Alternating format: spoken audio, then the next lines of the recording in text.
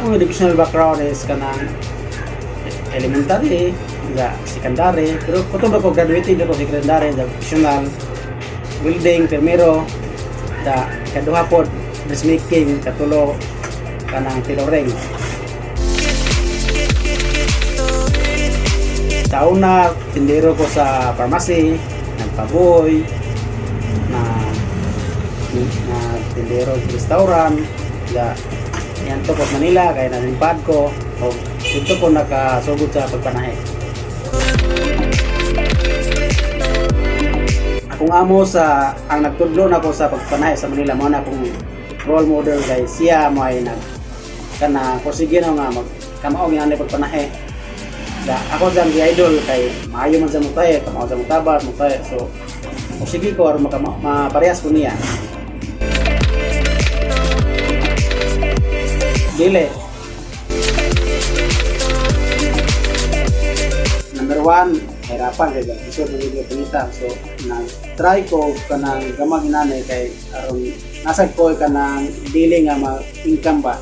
Makita kay sa una kay on and off from ko na trabaho ko.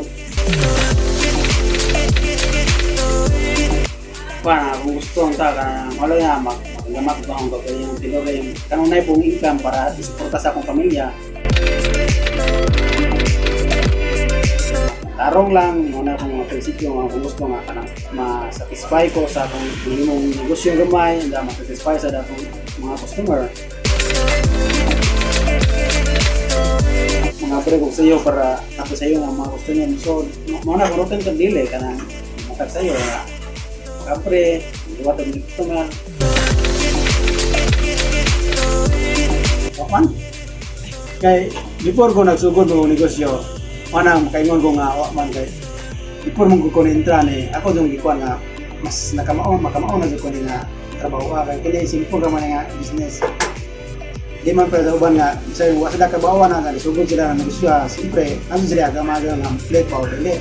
Before ko ni, sugod din, itukod din nga negosyo, nakaibaw na kung sila kumagyan yung negosyo ha. Kape sa mga akong nahimong produce ng mga amo na lain tinuro niya kung masundan, kuhan ko sa mga idea nila, ang sabi agam maagam nga kuhan na niya, plate ba niya o di ba? Nakaibaw ng po strategy din ano sa negosyo ha.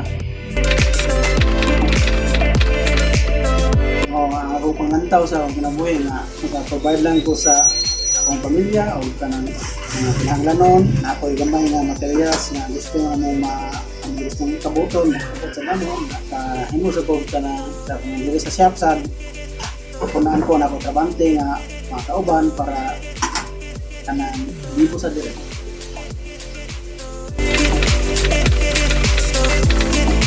Mga lapses na mo sa mong trabaho, kanang for example, masayot mo sa mong trabaho, hulog ang lansa, kakulog sa tansa, or ma-delay sa mga customer, ang mong schedule, ano yung mga lapses na mo.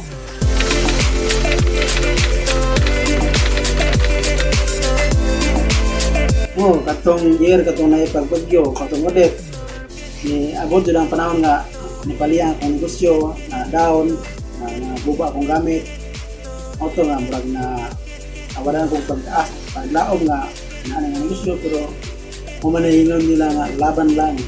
Ako arasang kalingkamutan nga mo mabalik ang akong negosyo.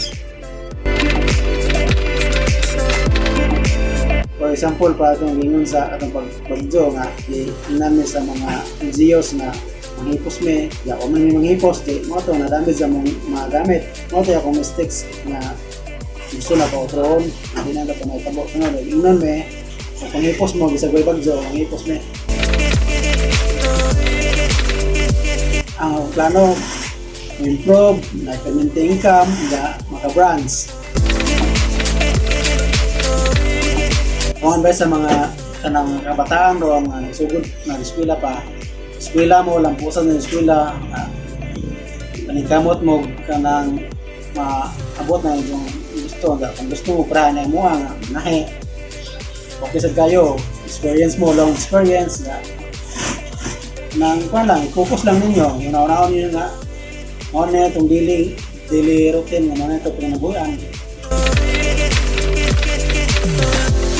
siguro kung mahuman ako mga anak, ma-success na nga, tiguang sad ko, dyan pagtiguan na kayo, makaya pa manahe, pero kung hindi na mga bata nga, ang dangan na pagpanahe, muna na ako ang exit point. Kaya muna ang eskwela kay mas maayo man og kanang naka-eskwela mo kay mas daghan mo naibawaan namin naibawan sa eskwelahan nga mas taas man mo learning kaysa amo ang ay opportunity nga himo mong mas successful pa mo kaysa amo Katong kasugod ko ang diferensya na minus pa customer so wa kayo ko abot karon kay kadugayan kay nailado naman ko so nana ko exacto mga customer na po income nga gamay nagmayar ko kadlok sa Ginoo mo mabayad lang natong kinahanglan sa pamilya ang iwan nga natay kadlok Ginoo